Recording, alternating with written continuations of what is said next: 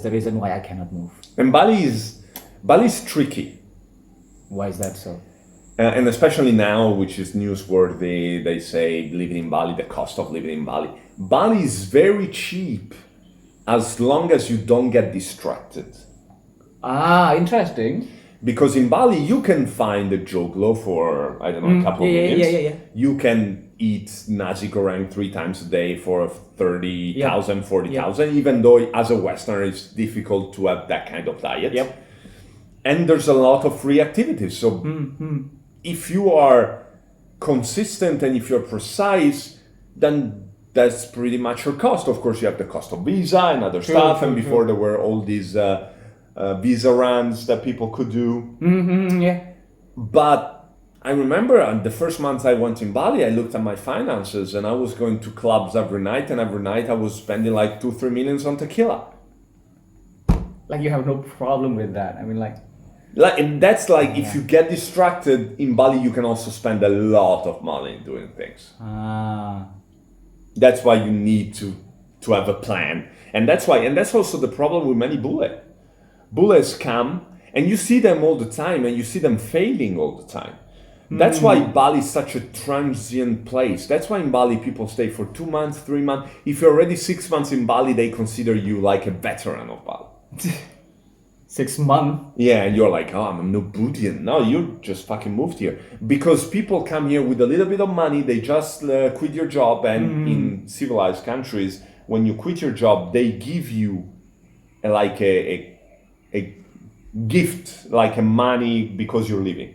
For example, in Italy, they give you 1 month of salary for every year that you spend in a company. But so, that is actually, I mean, like... Is also in Indonesia? No. I mean, like, my point is... No, but so what I mean is that many people come here with a little bit of money. That's a total speculation. That's a total fluke, I guess. I mean, like... No. They come because they leave their job, so they have a bit of money, because the story is always the same. I was in the corporate machine, so if you leave the corporate world and you quit your job, you have a little bit of money. You come here and they're like, oh, this is awesome. And then you start spending more, and the more you spend, the more you see they are panicked. And that's why they start putting out courses and exactly and all this shit, because they need a way to sustain themselves, because they come here without any plan. Right. That is also the problem with these two couples. Exactly. They all come here and try to make it. Very few people. Bali is a trap. Because from the outside, everyone who lives in Bali seems successful. True. And it's very easy to sell your successful life. Like, for example, what I post, everyone is like, wow, that's amazing how it is. I'm like, it's like living in other places, of course. There are good things, bad things, but it's not like I live a completely luxurious living, even though I do have money and I am making money. But the people that come here, so they have this image of being successful, but the reality is that maybe 5% of the Bule in Bali are successful. Really? That few? Yeah. Everyone else is just fucking pretending. Right. Okay. Oh, that's something that I have no idea. And so there are two things, and that's why you see, well, now of course there's less and less because of Corona, but usually you would see that the new people that just moved to Bali, right, all these coaches and people that have been already a few months, that were like, oh fuck, that's fresh meat, let's try to sell him the meditation course, the how to become a digital nomad, whatever the fuck that means, and everything, because they don't know how it works. Once you stay here a little while, you realize, oh, you're all fucking posers. And then you say, okay, yeah, but people at home don't know that. So they try then, okay, I'm not going to sell this course to people here, I'm going to sell this course to the people at home. Because the people at home, I just made 2 pictures of me in a rice field, and I'm like, oh, he's living my best life. And those people are interested for sure. I mean, like, you know, they're... but still, 60-70% they fail and they go back to their job. I used to also... that's something that I have never... I'm still part of the group. I used to facilitate this men's circle. Right. Okay. And this men's circle, which is amazing. Is it a company? No. Okay. Which basically we met once a week and we share what is alive for you. And sometimes it's the victories, sometimes it's the problems. And so many people are like, fuck, I'm starting to have less and less money. I just have now money to stay another 2 months, and then they go back to the corporate life. Right. Which, if it's a decision, it's all right. Like if you say, "Hey, I want to work 6 months and 6 months have fun," perfectly fine. But people come here and they think, "Yeah, in 2 months I'm gonna have a successful business." Well, that's not really how it works. Is that? Do you think is that the reason, or do you think is that the same thing that happened with these two ladies who got deported recently? Of course, and that's precisely what they said. They said, "Oh, I was living in the U.S. and U.S. was expensive, blah blah blah blah. I moved to Bali, and Bali is amazing because that's what they said. With the same price that I have a studio in California, I have a villa in Bali." But you still need to pay the rent. You still to make some money. And so what they started doing, they were like, "Hey, everybody envies me because I'm living in Bali, so I'm gonna sell a book for $30 that says how to live in Bali." Well, it's not fucking difficult. How you live in Bali? You take a plane ticket, you move to fucking Bali. What you need to learn is how to sustain yourself in Bali. Correct. I mean, like whatever that they or she, whoever it is, explained, it's kind of bit.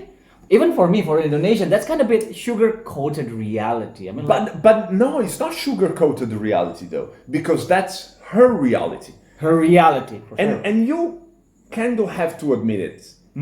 Like my life in Bali is different than your life in Bali. Sure. And your life in Bali is different from an Indonesian person in Bali who doesn't speak English. True. Like, different. Okay, so this is gonna sound very bad, but this is how most Bule think Of Indonesian.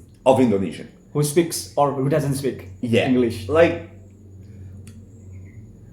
and I had a set about this, I remember, in the open mic. Delivered it. All right. We don't really see local people as people. What do you see? Because when expat talk and they talk about people in Bali, they mean other expats living in Bali. Not the local Indonesian. Yes. Look, it's not that we think we're better than you.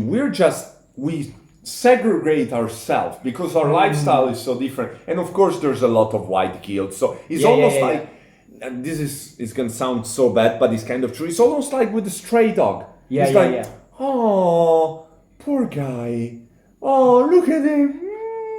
That's the joke I made, that is almost like these mythological figures that we have. Like, in ancient Greece, there was the Medusa, there was the Minotaur. Here in Bali, we have the Goja guy and the massage lady. And that's pretty much it, because they're not part of our community. The only people that are part of our community are the gold diggers. It's them. The Indonesian girl that looked for that Western money. Have you ever tried to date them? Of course. Well, not date them. I fucked a couple. I fucked a few, not date them. And there's people like you. You are kind of the transition because you speak good English. Because that's the thing also. I understand that it's wrong for me not to... Being 3 years in Bali, I still don't know Bahasa. I understand it's completely wrong.